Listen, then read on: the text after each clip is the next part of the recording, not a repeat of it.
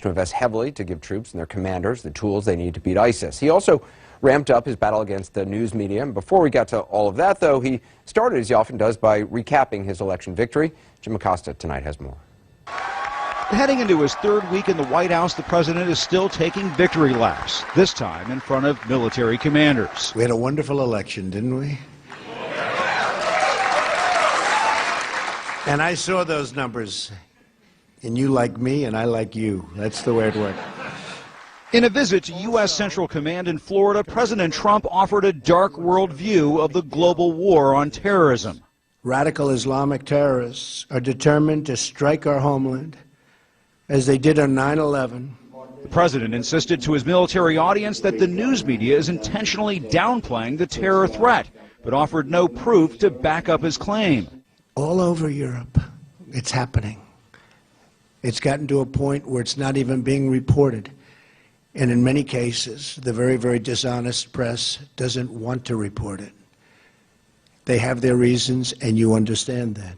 Mr. Trump is also lashing out at recent polls that show the public is wary of his controversial travel ban, tweeting, "Any negative polls are fake news, just like the CNN, ABC, NBC polls in the election. Sorry, people want border security and extreme vetting." The president is making the case that he's in charge, despite recent reports that his top aides are largely dictating sweeping new administration policies, tweeting, "I call my own shots, largely based on an accumulation of data, and everyone knows it. Some fake news media in order to marginalize lies." The president isn't holding back on other issues, maintaining widespread voter fraud cost him the popular vote. Despite overwhelming evidence, he is wrong. We can be babies, but you take a look at the registration. You have illegals, you have dead people.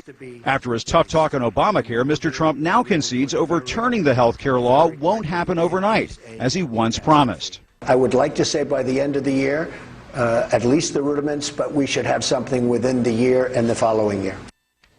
And Jim, we should point out the White House now has released this list of terror attacks the president said the media is downplaying or not reporting on, right? That's right, Anderson. I have it right here. 78 attacks since September of 2014, and the White House is careful to say that most of these attacks were not reported on adequately enough. But Anderson, just going through the list, there's no scoring system or grade system here to say, okay, these attacks were covered adequately, these attacks were not. And most puzzling of all, Anderson, inside this list, you see mentions of the Paris attacks where 129 people died, the San Bernardino terrorist attack, the Nice truck attack, and so on. And as you know, Anderson, these are all terrorist attacks that we covered days on end, not only here at CNN, but other international news outlets around the world. So this appears to be a talking point that is in search of a set of facts that just doesn't exist. The other thing we did not get an answer for is why the president made this claim today that the news media are not reporting on these attacks. He said, "I think you know why," to those military commanders today. But no explanation was given as to why the news media would not report terrorist attacks, given all of our coverage. It's just not true.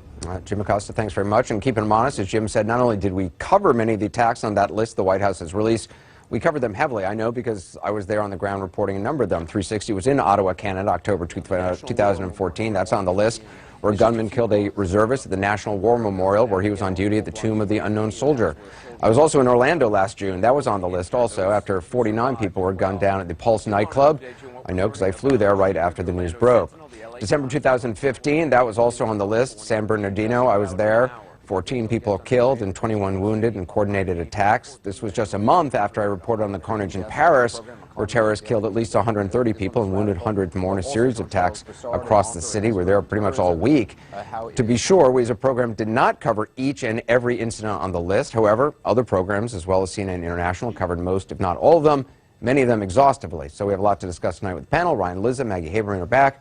Joining the conversation, CNN political commentators Kelly McEnany, Maria Cardona, and Matt Lewis. So, Maggie, I mean, President Trump falsely accusing the media, basically covering up terrorist attacks, not just underreporting, but intentionally not reporting on things. I mean, he did what he often does, which is a bit of a rhetorical sleight of hand, where it sounds like what he is saying is that the media is covering up. He didn't actually say that, so now his supporters are saying that's not what he said. He did say that there's some kind of a hidden motive, without saying what it is, in why the media isn't giving, in his opinion, sufficient coverage. I agree with you. The media has been extensively covering terrorist attacks going back to the bombing of the USS Cole in 1990. I remember those. No, sorry, 2000.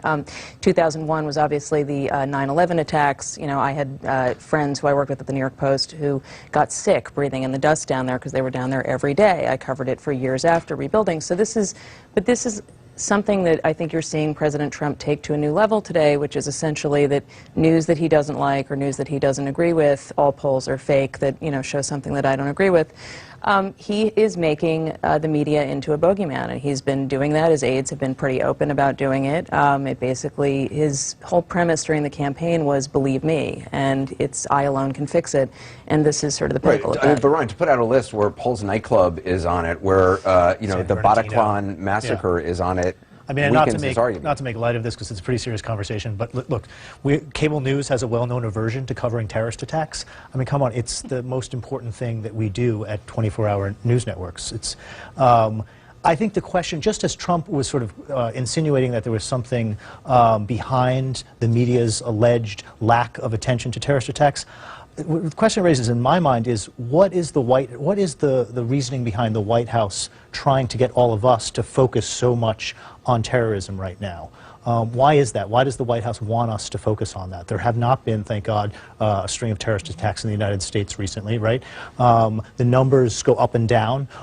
It's not likely that any of us are going to die by terrorist attack, right? We all know there's a minuscule chance of that happening in the United States. So it makes me a little suspicious when government officials are pointing to things like terrorism without an explanation. Matt, I mean, one of the arguments, supporters of what the president said, and if you look at, InfoWars and stuff, where one of the arguments they make, which I assume the president is picking up on, is the notion that we're downplaying radical Islam in some of these terror attacks. The counter argument to that is initially, it's not our job to make a leap until authorities have said for sure this is a terrorist action or it's not. It's, right.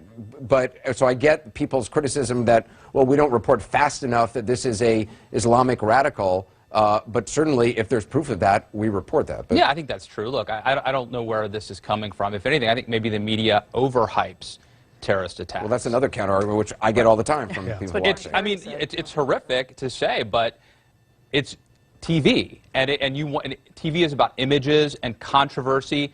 Controversy sells.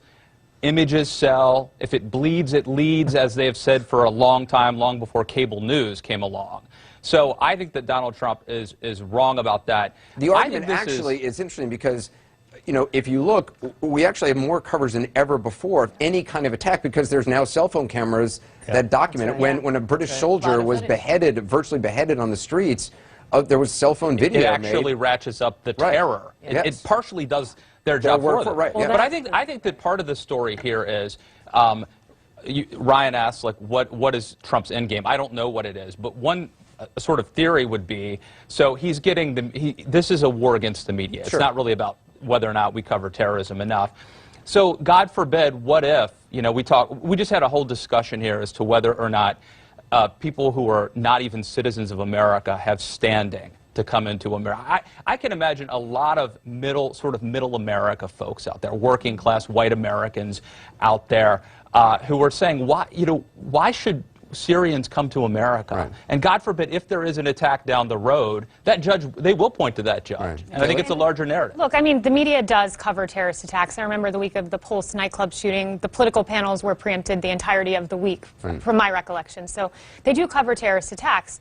I think the better argument the Trump administration could make is whether in the commentary there is enough of an honest discussion about the times when immigration is connected to terrorist attacks. For instance, the 3 stabbings that happened last year at the Minnesota Mall, the Ohio State car attack, and also the Ohio attack on an Israeli deli. Those were all connected to immigration. The Afghan refugee who put bombs in New York and New Jersey, and thank goodness they were found.